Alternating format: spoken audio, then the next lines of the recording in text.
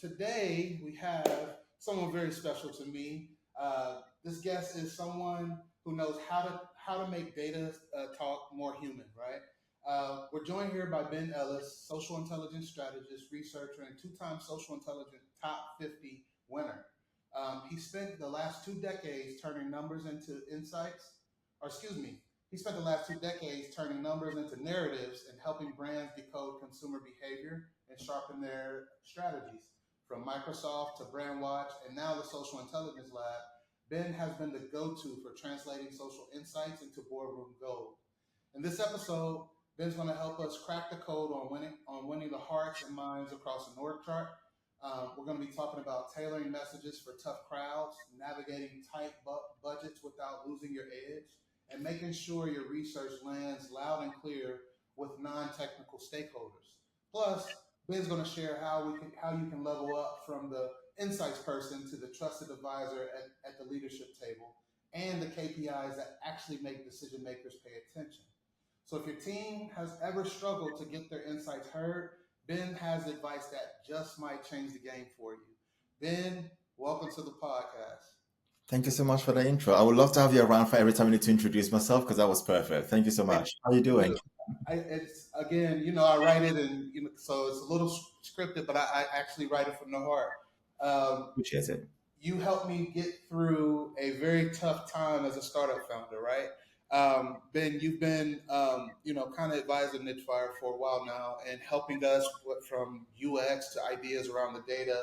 And really, like we said in the intro, is just helping us decode what we're seeing and being able to kind of talk about it in a better way. But I came to you last year and I said, Ben, I'm having the most worst case of imposter syndrome because I don't know if the tool's right and if these things are happening and so forth. And I sent you like a 70 slide deck that I did.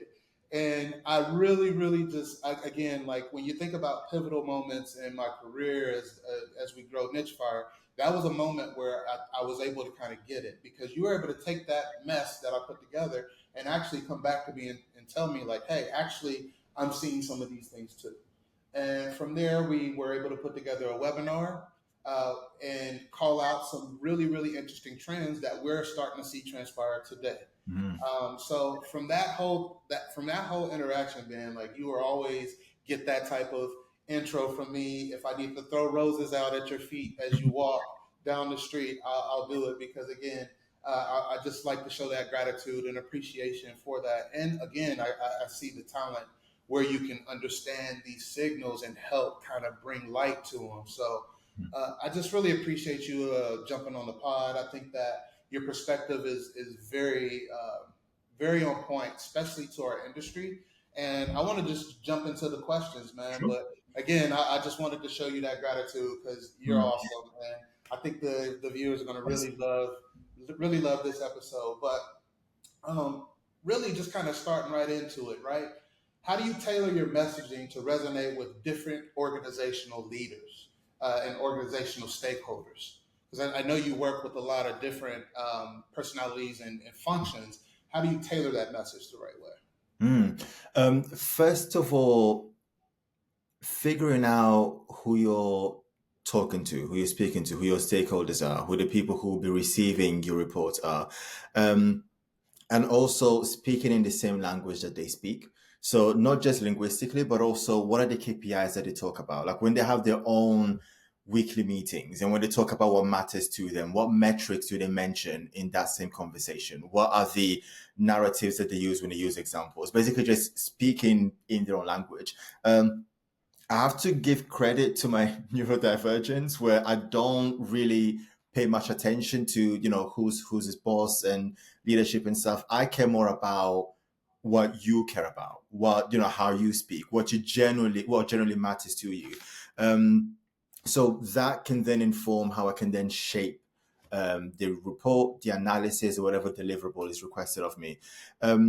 Another point as well to remember is that data in itself is just objective. It's just ones and zeros. It's representative of what's going on, but essentially on its own, it is just objective. So it's then your role as the researcher analyst, strategist, or whatever your function is, it is then your role to then weave in a story that makes sense to the person who's going to read it, use it, and make something happen off the back of it as well. So yeah, pretty much just making sure that you know who your stakeholder is, what matters to them, and then making sure that what you're delivering to them can matter to them as well, so long as it's aligned. Gotcha. So you got a lot of experience of like having those type of conversations, man. Mhm. So one question I wanted to follow up on that one is there like a certain framework of questions that you Mm. ask like during discovery or something? Because like someone like me is going to get excited that I'm in the room with that person, and I'm just going to be like, yeah, like and I may miss an important question to get the understandings of those KPIs or those the vernacular that I should use and things of that nature. So do you have like a framework of questions that you ask during discovery that you'd be willing to share, or any resources that helped you grow that skill of being able to get that information from those stakeholders? Absolutely. And as the thoughts come through, I'm also just going to be writing them down so I don't lose anything here. But there are a few questions to ask when you're being requested any piece of work. A few questions to ask while you're doing that piece of work as well. And it's mostly just like a sense check to make sure you're in the right direction, because research could take you in 1,000 avenues. You want to make sure that you're keeping it as tight as possible. And then there are questions post delivery. Usually I would say maybe like 3 to 4 weeks afterwards, to make sure that something happened because of the report that you did. So first of all, when you're being approached to do something, some analysis, whether it's some trend spotting or some crisis monitoring or etc., ask what the bigger piece of the puzzle is that your report would be a small piece for, like a small like tassel in. That can then give you some context as to what your report will be used for. Oftentimes your report doesn't live in its own silo, right? Like people don't request data just for nothing. It usually is because there's a bigger question that's been asked of them, and social is a component. Social intelligence is a smaller component of that, and so now they come to you to get that intel. So ask them to show you what that bigger puzzle is. It could be maybe like a bigger report. It could be a report that goes up to the execs or whoever. Also ask to see other examples of social reports. And I say social here, I use that very loosely here, but it could be social reporting, trend analytics, forecasting, whatever. Examples of that kind of reporting that they've received in the past. Ideally not from you, maybe from another team, maybe from like a vendor or whoever, because then that gives you some insight into what kind of analysis they're used to or what their expectations are of a social report. I remember that I'd say in 90% of my roles, I was always the only social analytics person. From when I first started to, yeah, like most of my roles have been pretty much just the only one in that capacity. So it was helpful for me to know what they're used to, and oftentimes they were not really used to much, but maybe they subscribed to a newsletter, so they kind of were familiar with sentiment. They kind of were familiar with reach, and reach oftentimes being potential reach. So already you build in some kind of, I like to call it like a lingua franca, almost like I speak my own data language, you speak your own sales, marketing, whatever language, but we can come together and speak some kind of like data pidgin almost, right? So that is helpful for you to also get the context of, oh, this person is used to this kind of analysis, and therefore make sure to give them something familiar. Give them a hook that they can just be introduced to, and then you can tell them the bigger story of this is what happened, who made it happen, why it happened this way, and this is where it's going now. So that's the introduction bit. While you're doing the report, never do it on your own. Always make sure that you're having some data allies. Ideally from outside of your team. Could be from the team that requested it, could be from some other team, because we're oftentimes just in this sea of just data. And it's nice to have someone who doesn't have like that data water in their eyes, right? Someone who can say, oh, that graph doesn't make sense to me. What do you mean by that metric? Because we sometimes just mention like even acronyms as well. We sometimes just throw acronyms that make sense to us because we see that Monday to Friday. But then to somebody else, they're thinking, what's net sentiment in the first place? So it's helpful to also have someone just sense check it while you're building the report, while you're building the analysis. And then about a month later, and that can sometimes even be up to maybe like a quarter later for some, big organizations where things move a bit slowly, but they do move. It's helpful for you to know how your report, how your insights made things move. So was a decision made off the back of it? I've done reports where off the back of it, acquisitions were made, changes of vendors were made, strategies were built as well. Whole rehauls were created off the back of that. And it's helpful to ask that because 9 times out of 10, people will not come to you to say, "Oh, that report from last month, thank you for that. This is what happened." So you need to be proactive and ask that question, because then when you ask it, it also reminds them of the value of your report, which will then help them keep you in mind if something else similar to that comes along, maybe like in the following quarter. They'll know that, oh, Khalil is a person to go to if I need anything about, trend watching. So it's helpful for you, but it's also helpful to them. So it's kind of like a win-win situation here. So there are definitely questions to ask before, during, and after.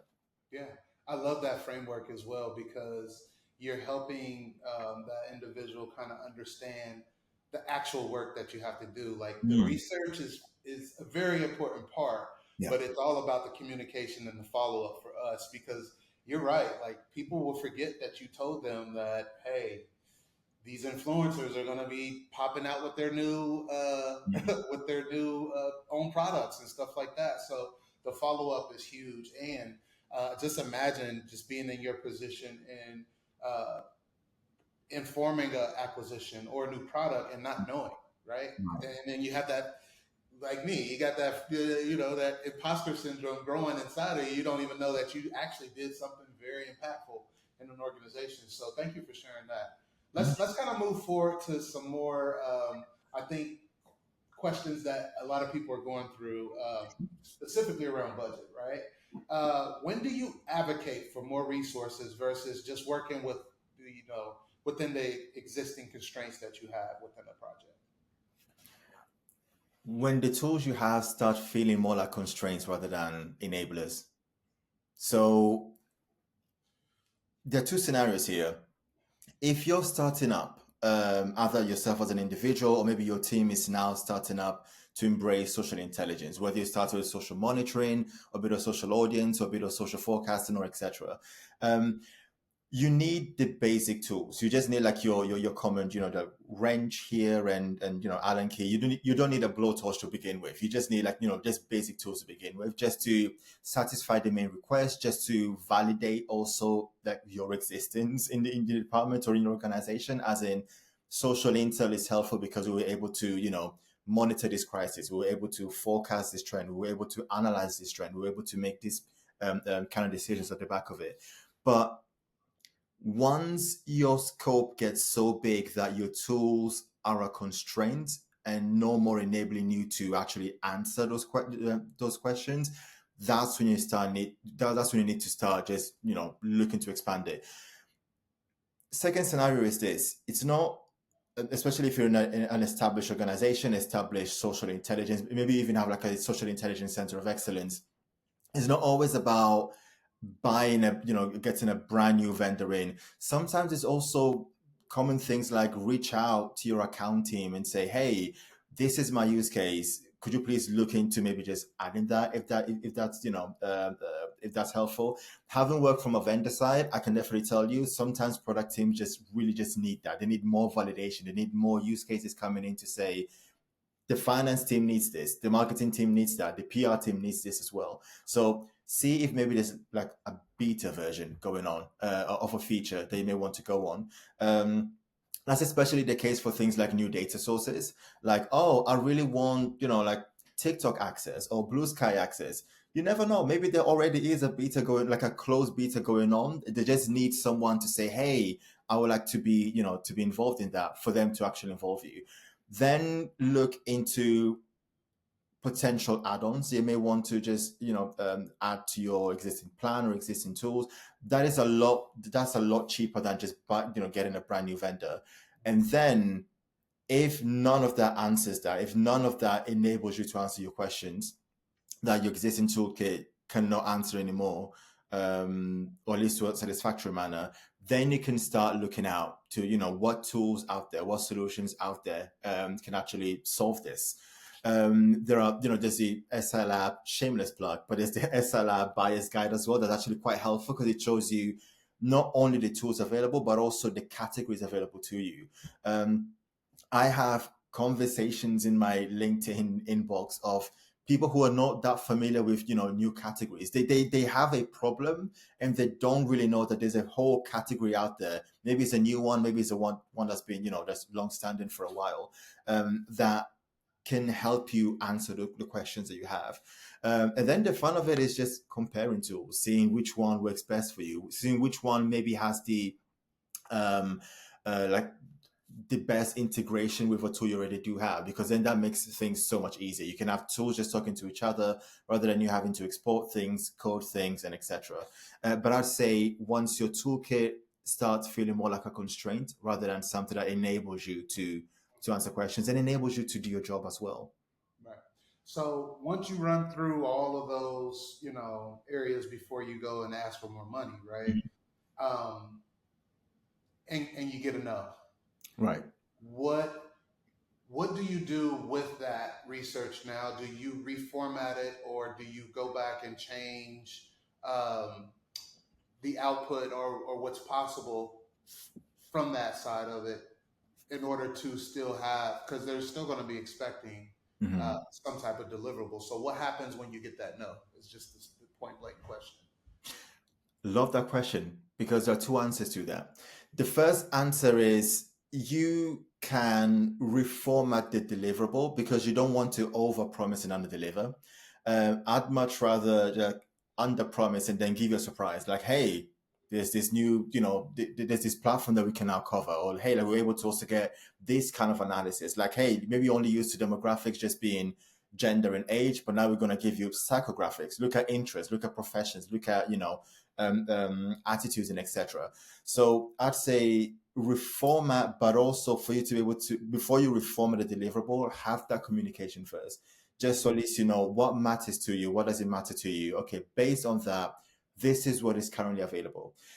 Make sure you have the open communication, just so they know that it's not because a lack of knowledge or a lack of skill set in the team. It's more of the tool doesn't do what you want it to do.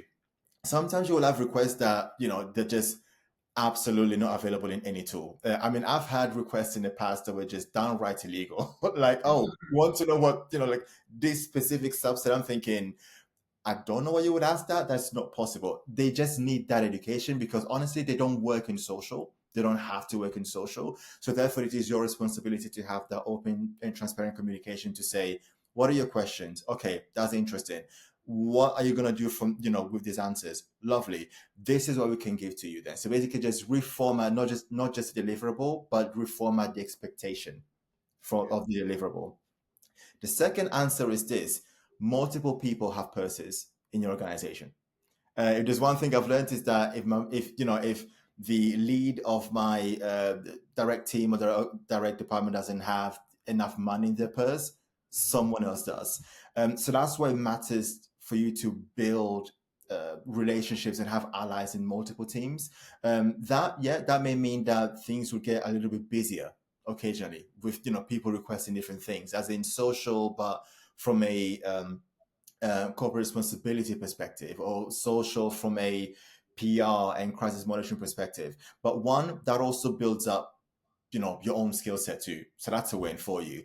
And secondly, once more people see the tangible value of social intel, it'll then be easier to say, hey, it would be great for me to be able to give you maybe trend forecasting. Wouldn't it be great to not just put out fires but also prevent fires?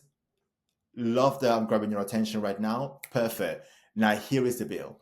Maybe don't say it that way, but I say that to say, If your team doesn't have enough money in their purse, trust me, there are multiple purses available. But for you to be able to access those budgets, it is helpful for you to be able to just, build those relationships. To what I said earlier, that I've never, one of the things I like about myself is that I never really cared about like, oh, this is the whole like leadership, like org structure and whatever. Have those, those water cooler conversations with, like leadership and C-suite and whatnot. Why not? Because then when you need that extra budget, you never know who, which relationship you may be able to tap into because you've already built that strong relationship in the first place. One thing that I thought about as you were talking about that relationship side of it is that us as social media folks, we all get along because I think it's overall archingly just nice that, we're social people. We're cool. You can't go into the organizations and not be social, right? Right. And that leads right into the next question I have for you, right? So being social and finding these things out, sometimes the information or the insights that we find are extremely complex.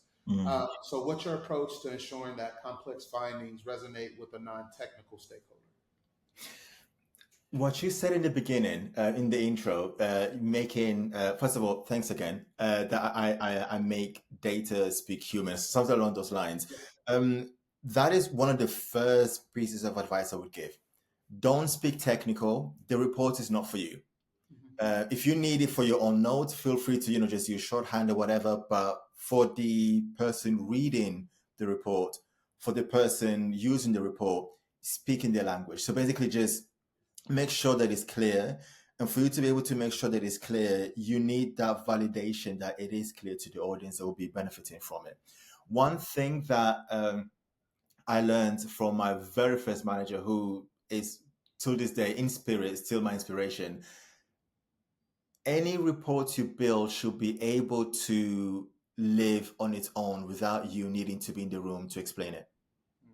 Because if a report is really good, it will take a life of its own. I mean, yeah, you can be there to, debrief, deliver the report and whatever, but report is good when people start forwarding it in multiple chains, and you're not even in the chain.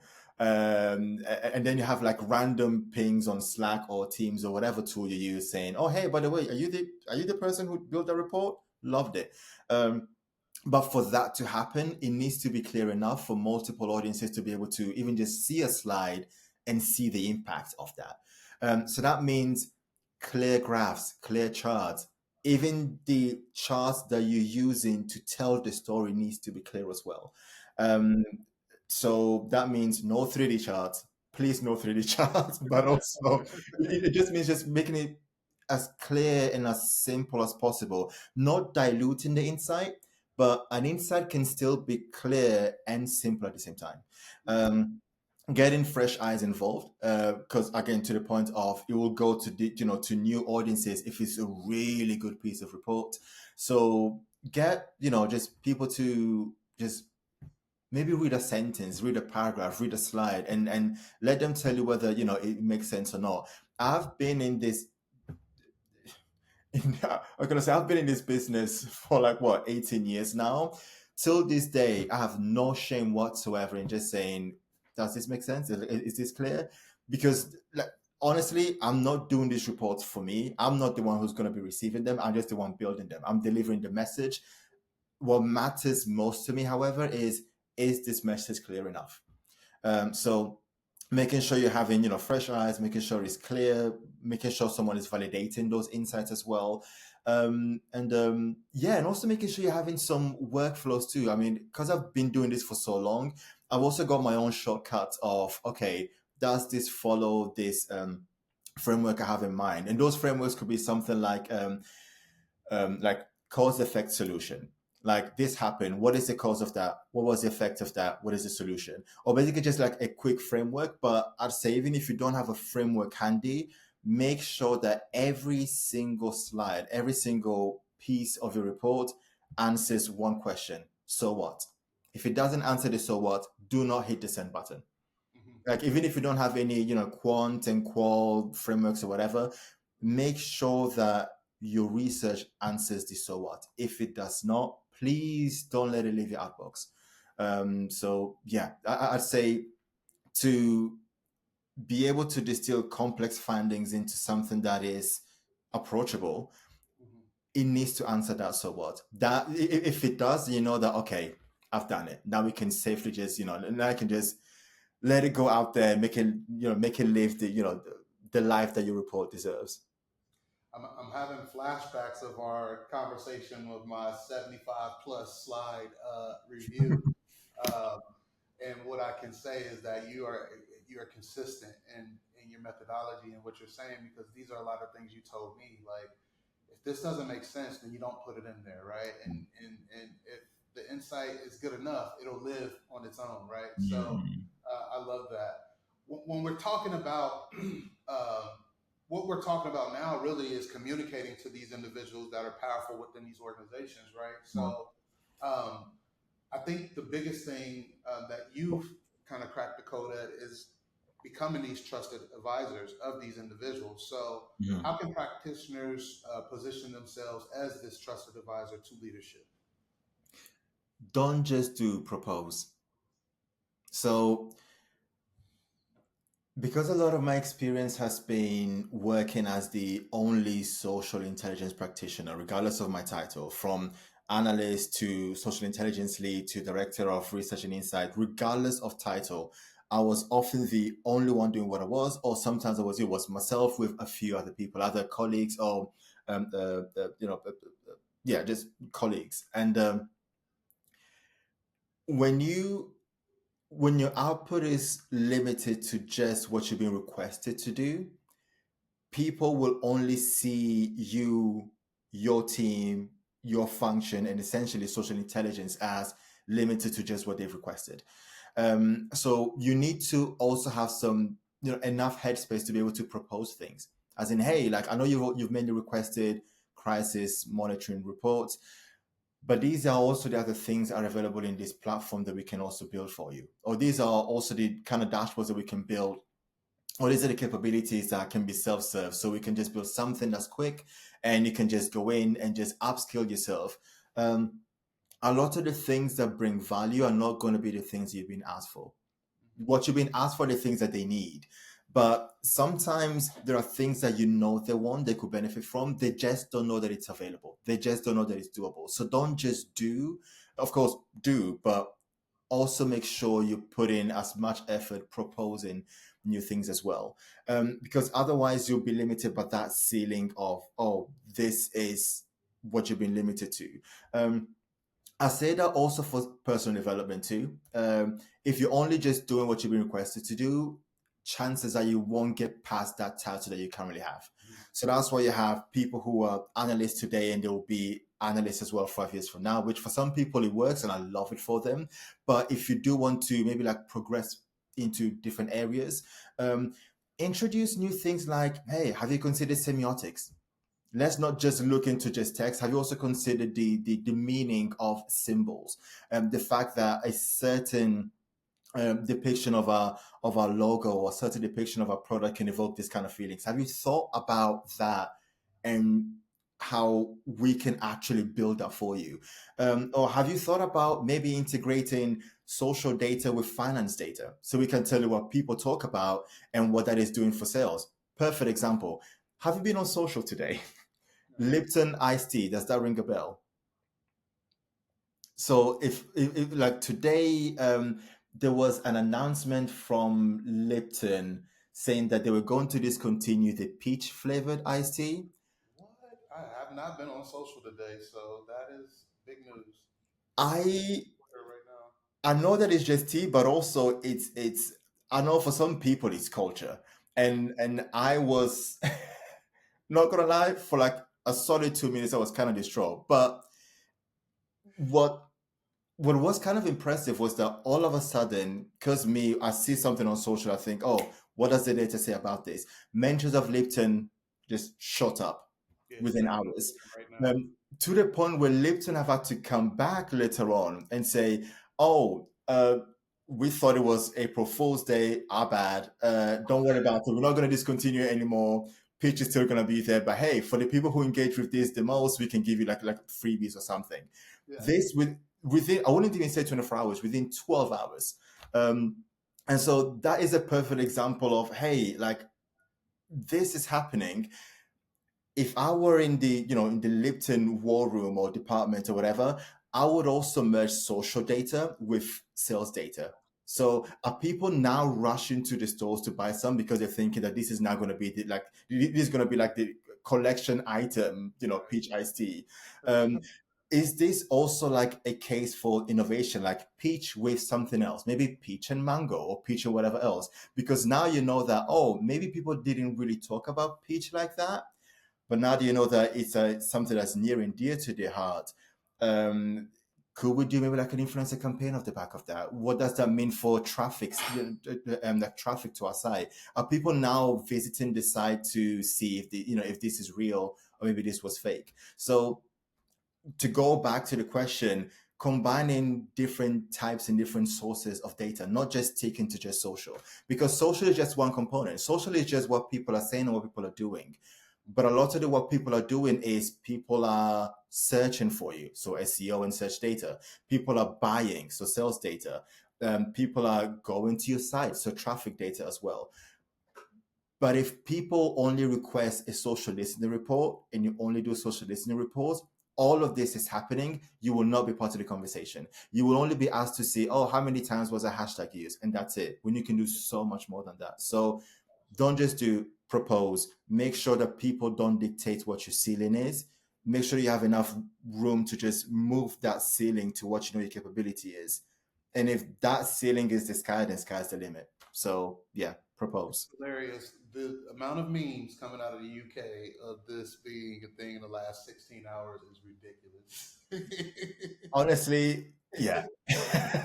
No, Yeah, yeah. seriously though, that's a Mm. great, and I love that. Don't just propose. Say it again. Don't just do. Don't just do propose. Don't just do propose. I love Mm. that. As an ex-athlete, that resonates with me so much. I mean, you can Mm. literally just go to practice every day and try to get better, but until you're like going above and beyond, you don't start to see that separation Mm. from the other athletes, right? So I Right. love that. And this kind of goes right into the next question, right, about the KPIs. Um, Mm. what metrics or KPIs do you find the most effective in capturing leadership's attention? Mm. Back to what we said earlier about the hook. Um, the main KPIs that grab the attention, they're not always the most effective ones, but at least they're the ones that grab the attention. Reach and sentiment. And that's because I think also as a culture, we are conditioned to think about reach and sentiment. Like, because essentially, if you think of, if you put yourself in the like leadership shoes, reach is essentially awareness, right? Um, that's why we have an obsession with how many followers this influencer has. That's why we even have different categories of influencers, right? So reach is basically like how many people have seen this, because then it's the catalyst to, okay, off the back of that, how many people will be able to activate into actual engagement. So reach oftentimes is the conversation starter. This is the number of people who've seen it. That's why we talk about the Super Bowl ads. We then also talk about how many views those ads have had. Then the next one is sentiment, because sentiment, again, if you put yourself in the leadership shoes, when we say sentiment, they think reception and perception. So sentiment is the like rating on Amazon. Sentiment is the reason why we care about our Uber rating. Like sentiment is the reason why I can shop something right now and I receive an email 2 days later to say, hey, could you please rate it? Like, did you like it? Did you love it? Did you hate it? So those two, reach and sentiment, because they ladder up to awareness, perception, and reception, they're often the conversation starters that tell leadership that, oh, this is the potential audience that we have, and this is the reception that affects us. Reason why we've got metrics like the Net Promoter Score (NPS) or even the CSAT, Customer Satisfaction Score. So those are the ones that grab attention. But I said that they're not always the ones that are most effective because they don't always lead to direct action. They like sometimes there are usually a few other steps that need to happen in the meantime for action to happen. So that's why when it comes to the effective ones, you may need to talk about conversions. So yes, this number of people saw it, like the Lipton thing. This is how many people saw it. Engagement happened. Sentiment. This is the sentiment that happened as well. Again, that needs to be nuanced because most of the conversation was negative, but it's actually a positive for Lipton. That shows you that there is a lot of brand love, regardless of just the objective sentiment. And then this led to this many conversions. This led to this many people now subscribing to the newsletter to hear about, oh, what is now going to be the next flavor, for iced tea. So in terms of attention grabbing, reach and sentiment, but in terms of effectiveness, that honestly does depend from from case to case. But oftentimes it is conversion, whatever that conversion is. If you're talking about newsletter, then it may be that. If you're talking about traffic to sales conversion, that may be that as well. For some campaigns, the main thing that you're looking at is, oh, we want people to be aware of this brand, and we also want or this product, and we also want people to use the product. So then it may be reach, but then how did that reach then lead to adoption, and how did that adoption then lead to repeat use of the product that we wanted people to see in the first place? So grab the attention, make sure you have like a good hook, but also make sure you're having a story that leads to the so what, which oftentimes will be the conversion, and that conversion will be different depending on what you're working on. Well, it kind of goes back to what you were already saying, is like speaking their language and having the reach, Mm-hmm. the sentiment there is, something that's, oh, I know this stuff, right? And have them Right. sit up in their seat a little bit, and then you can start kind of walking them through the more complex areas. So um, that was a great breakdown of that. I love that. That next question we had was, what are the common mistakes have you observed teams make when they're trying to get their insights heard? Mm. Um, and I've said that before about being too technical, just not resonating at all with the people who are going to read the report, because then they're going to read it, but they're not really going to benefit that much from it. They're only going to take maybe like a small percentage of what you want to tell them. Other pitfalls is just isolating yourself. I know that already. This was definitely the case when I first started, not so much now, but already any team that works with data reporting analytics, you have this perception of, oh, they're the ones in the back, just churning reports. You need to do the work to make sure that people see that, oh no, you're front and center. Like, not just the people requesting your reports benefit from you, but also leadership can benefit from you. The teams that don't normally work with social can benefit from you. People who want to get started with social can benefit from you as well. So it takes a bit of advocating for yourself too.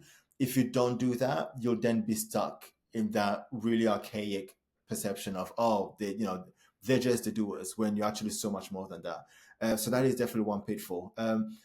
Another pitfall that I could mention too would be not making the most of a platform that you're using. Maybe you got a platform or a tool or a solution just for like maybe 2 or 3 things, but not keeping up to date with the latest, like the newest, what is possible. Not keeping up to date with the art of the possible with the tool that you're using will mean that you don't utilize the tool to the best of its ability, which means that it will also affect the output that you can give out from the tool you're using.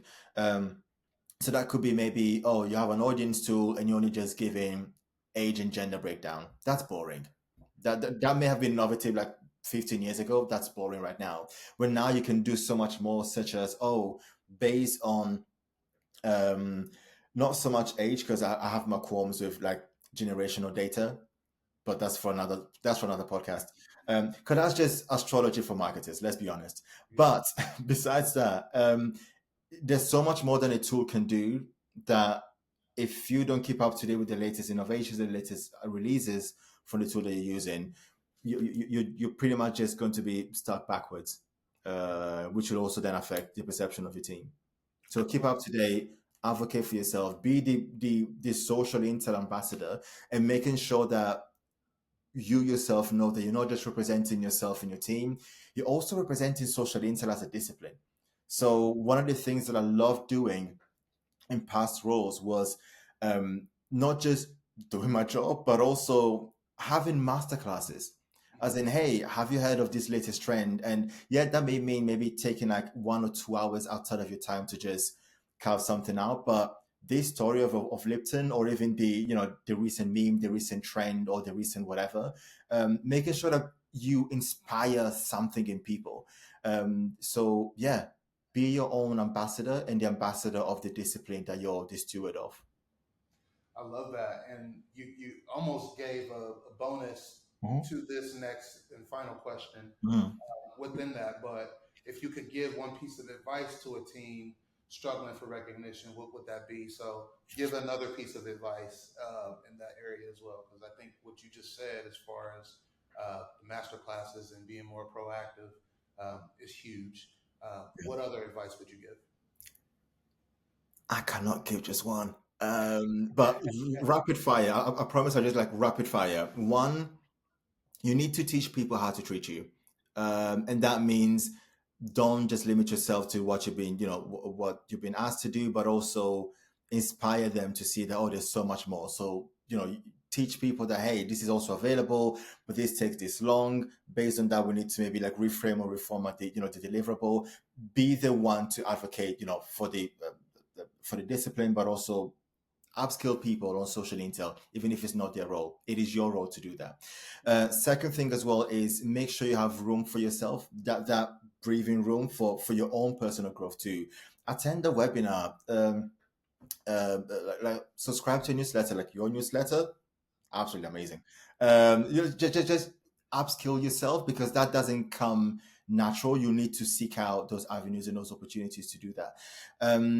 Making sure that you also develop some self-service structures, or some self-service solutions as well.